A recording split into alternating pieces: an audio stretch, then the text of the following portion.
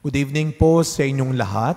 Good evening din po, Father. Ngayon po ay unang Miyerkules ng buwan ng Abril sa ika-4 na linggo ng Kwaresma, Baclaran Day. No? Kanina ho ay nagmisa ako sa Baclaran, 7:45 ng umaga. Madalas kaya napakaraming tao.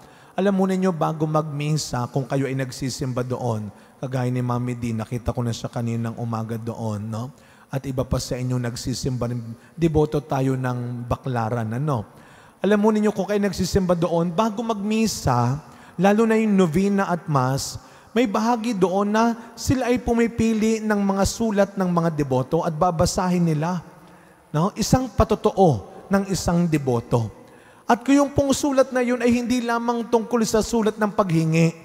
Sabi nga nung nagsulat kanina, hindi po ako sumulat para humingi. No? Kadalasan, na humihingi, intention for good health, intention for pumasa ang anak sa exam, magkaroon ng trabaho ang asawa, makapag-abroad ang kapatid, magkaroon ng love life ang anak. This time, sabi kaninang sumulat, hindi po ako sumulat para humingi, kundi para magpasalamat. It is a letter of gratitude, not just a letter of intention. Kaya nga ho dun sa kung hindi ako nagkakamali, meron ako isang pinuntang simbahan. Dalawa yung box. Letter of intention and letter of thanksgiving.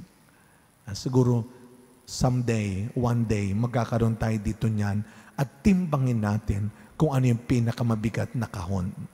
Intention or thanksgiving. I always say this, the best way to be grateful is to be generous. At kung tayo ay nagpapasalamat sa mahal na ina, dahil sa kanyang mga tulong panalangin sa atin, isa lang naman ang payo niya. Katulad ng isang magulang sa kanyang anak. Isa lang ang pakiusap ng magulang sa pagtanda at ito ang ipagdasal ninyo sa inyong mga anak, mga apo. Na sana pag lumaki ka, huwag kang lumaking madamot na tao. Dahil kapag lumaking madamot ang anak, ang apo mo, ikaw ang unang pinagdadamutan. Kaya ito ang ipagdasal natin sa kanila.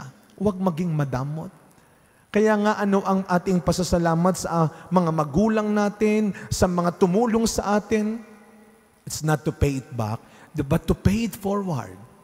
Kaya ka gumagawa ng mabuti sa kapwa mo ngayon, kaya ka tumutulong sa iba ngayon, bilang pagtanaw din ng utang na loob. I think nabanggit ko na ito dati. Ang utang na loob, hindi laging nababayaran ng pera, pero nasusuklian ng respeto at magandang ugali. And that is the best way to thank them. Kaya ngayong Kwaresma, ano bang dapat nating ipagpasalamat sa Diyos? Anong paalala ng ating unang pagbasa? Kung paano hindi sumuko ang Diyos sa pagkakasala ng tao. And what is the best gift of God na binabalikan natin ngayong Lent? That is His great mercy and compassion for us sinners. Kaya nga, as I have said many times, ngayong Kwaresma, hindi lang naman ipapamukha sa atin kung gaano tayo makasalanan. Hindi lang ipapaalala sa atin kung gaano karami ang ating kasalanan, pero ipapakita muli ng Kwaresma kung gaano kalaki ang awa at kabutihan ng Diyos sa atin. Sabi ng unang pagbasa, para siyang isang ina na hindi nakakalimot. Yung mga nanay ho dito, naalala ho ninyo nung kayo ay nagbubuntis, nung kayo ay nagdadalang tao sa inyong anak, sa sinapupunan pa lang sinaktan ka na ng anak mo, di ba? Pinahirapan ka na niya. Ito yung sipa dito, sipa doon, tadyak dito. Imbis na magalit, anong sinasabi ng nanay? Ay, ang anak ko, ang likot-likot. Pero pag lumaki, hindi na nakakatuwa. Pag tumanda na. Kaya nga minsan pag sobra ka ng sinasaktan ng anak mo, minsan naisip mo, kung alam ko lang na ganyan ka, hindi na kita inirepa. But a mother's love is unconditional. Amen. It's unconditional. Kagaya ng pagmamahal ng Diyos, kung ang isang magulang ay kayang magmahal ng ganyan, how much more? Gaano pa kaya ang iyong amang nasa langit? Hindi siya nagbabago ng kanyang pagmamahal sa atin. Kaya nga, ano ang sabi ng ating Ebanghelyo? Lahat ng binigay ni Kristo, lahat ng ginawa niya ay galing sa Ama. At ito sana ang ating manahin kay Kristo.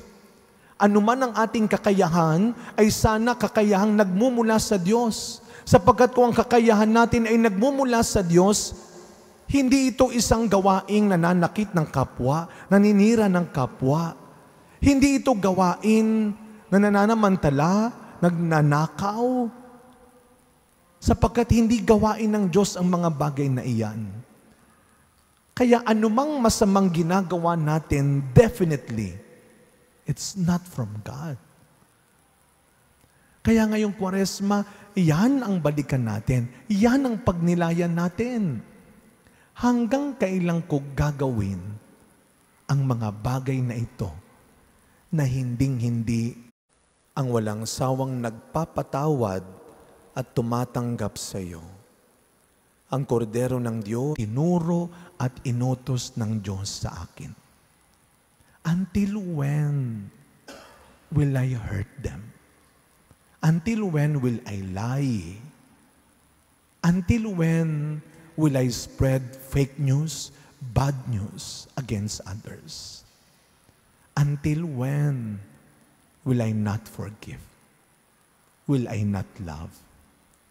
Will I not help? Kaya sa pagkapatuloy na misa natin, mga kapatid, patuloy tayong pagdadasal ng ating mahal na ina.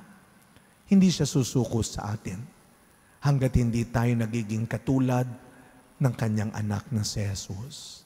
Sana hanggang nabubuhay tayo, araw-araw, pag tinitignan ka ng Diyos, nasasabi niyang, anak nga kita, kamukhang kamukha kita, katulad kita. Amen.